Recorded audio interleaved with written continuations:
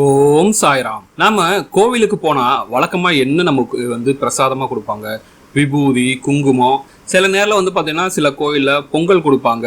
சக்கரை பொங்கல், வெண்பொங்கல், இல்ல புளியோரை, இப்படி கூட நமக்கு சில உணவு வகைகள் நமக்கு பிரசாதமா கிடைக்கும். ஆனா மத்திய பிரதேசல ரத்லாம் அப்படிங்கிற ஊர்ல இருக்க மகாலட்சுமி கோயில்ல தங்கத்தையே பிரசாதமா கொடுக்குறாங்க. ஆமாங்க, கேட்கவே ஆச்சரியமா இருக்கா? வாருங்க, அதை பத்தி தான் இந்த வீடியோல பார்க்க போறோம். இப்பதான் நம்ம சேனலுக்கு ஃபர்ஸ்ட் டைம் வரீங்கன்னா மறக்காம நம்ம சேனலை சப்ஸ்கிரைப் பண்ணிக்கங்க. மத்திய பிரதேசல உள்ள ரத்லாம் அப்படிங்கிற ஊர்ல இருக்க மகாலட்சுமி கோயில தாங்க தங்கத்தையே பிரசாதமா தராங்க. இந்த கோயிலுக்கு வர பக்தர்கள்லாம் பாத்தீங்கன்னா தங்களோட காணிக்கைய பணமா செலுத்துறது இல்லைங்க, மாறாக தங்கமாகவும் வெள்ளியாகவும் தான் தராங்க.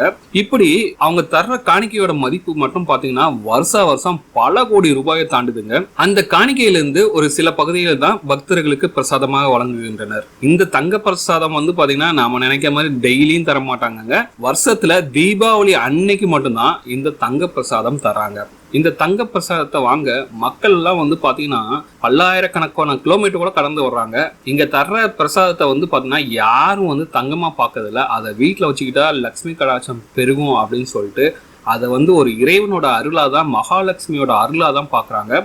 அதனால இந்த தங்க பிரசாதத்தை யாருமே விற்கிறது கிடையாதுங்க. அது அவங்களோட வீட்டில தான் வச்சுக்கிறாங்க. இந்தியாவிலேயே தங்கத்தை பிரசாதமா கொடுக்கக்கூடியது இந்த ஒரே ஒரு கோயில் மட்டும்தாங்க. இது போல பல அரிய ஆன்மீக தகவல்களை தெரிஞ்சுக்கணும்னா மறக்காம நம்ம சேனலை சப்ஸ்கிரைப் பண்ணுங்க. இந்த வீடியோ உங்களுக்கு பிடிச்சிருந்தா உங்க ஃப்ரெண்ட்ஸோட ஷேர் பண்ணுங்க, கமெண்ட் பண்ணுங்க, இந்த வீடியோ லைக் பண்ணுங்க.